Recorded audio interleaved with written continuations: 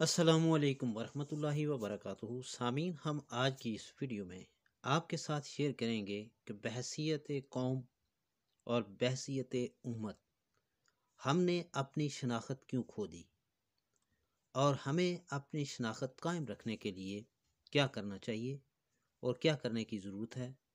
हमारी शनाख्त और हमारा मेयार बुलंद करने के लिए क्या चीज़ें ज़रूरत हैं। इस वीडियो में आप एक कहानी सुनेंगे जो कि हमारे ही हालात की अक्कासी करती है। उस कहानी की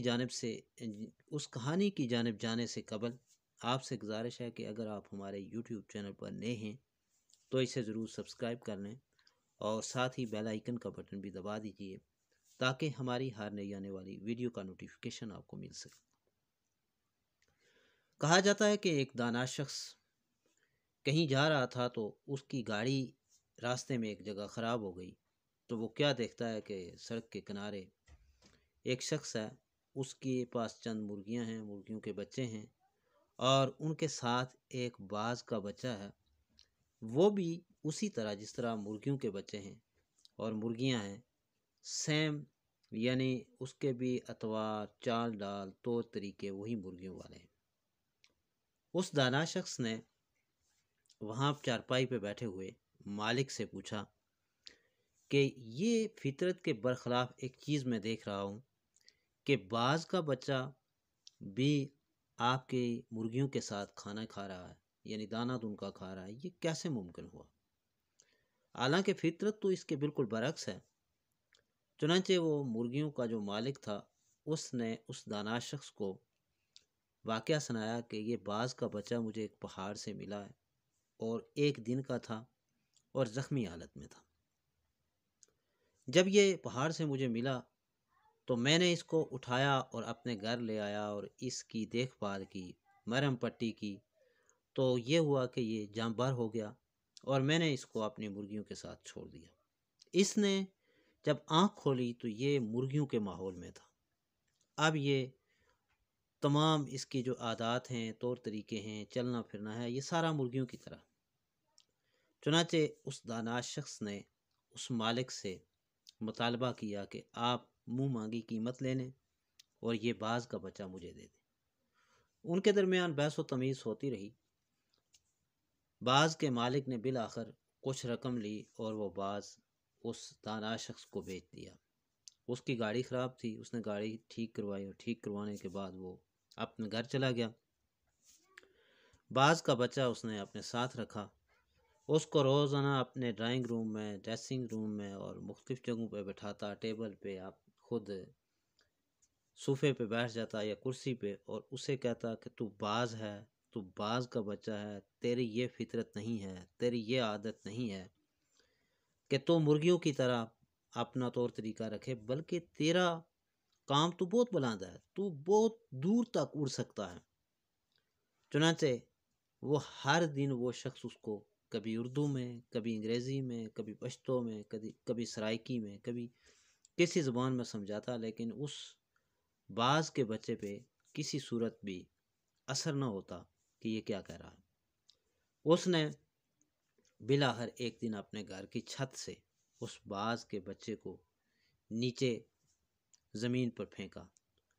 उसने कोई ज़्यादा हरकत ना की और उसी तरह जिस तरह मुर्गी के बच्चे या मुर्गियां अपने परों को तंग कर लेती हैं और अपने गर्दन जो है वो परों में दे लेती हैं, इस तरह उसने किया और वो नीचे उड़ा, क्योंकि वो बुलंदी कम थी। इस तरह के तजर्बात वो दाना शख्स काफ़ी दिनों तक करता रहा, लेकिन बेबस हो गया और उसकी वो फितरत न बदल सका। बिलाखिर एक दिन उसने उस बाज के बच्चे को लिया और एक बुलंद पहाड़ पर पहुंच गया और उसने कहा कि मैं तुम्हें अब बताऊंगा कि उड़ते कैसे हैं और तेरी असल हकीकत क्या है और तू इस वक्त क्या बना हुआ है। चुनाचे उस शख्स ने बाज के उस बच्चे को उस बुलंद पहाड़ से धक्का दिया और जब उस पहले तो उसने मुर्गियों की तरह आंखें बंद किए रखी, लेकिन कुछ ही देर के बाद जब उसने आंखें खोली तो उसने देखा कि अभी तो बहुत दूर है फासला और इतने दूर जब जाके मैं गिरूंगा तो ज़ाहिर है मेरी जान चली जाएगी। बिलाखिर जब آپ یہ سمجھتے ہیں کہ کوئی بندہ دریا میں یا سمندر میں ڈوب جاتا ہے تو بے شک اس کی اتنی طاقت نہیں ہوتی، لیکن پھر وہ یعنی جان جانے کے خوف سے جتنا ہو سکے پھر اپنے ہاتھ پاؤں مارتا ہے۔ اس نے بھی یہی کیا، اس نے یہ کیا کہ جب دیکھا کہ کوئی نہیں ہے تو اس نے اپنے پروں کو حرکت دینا شروع کی۔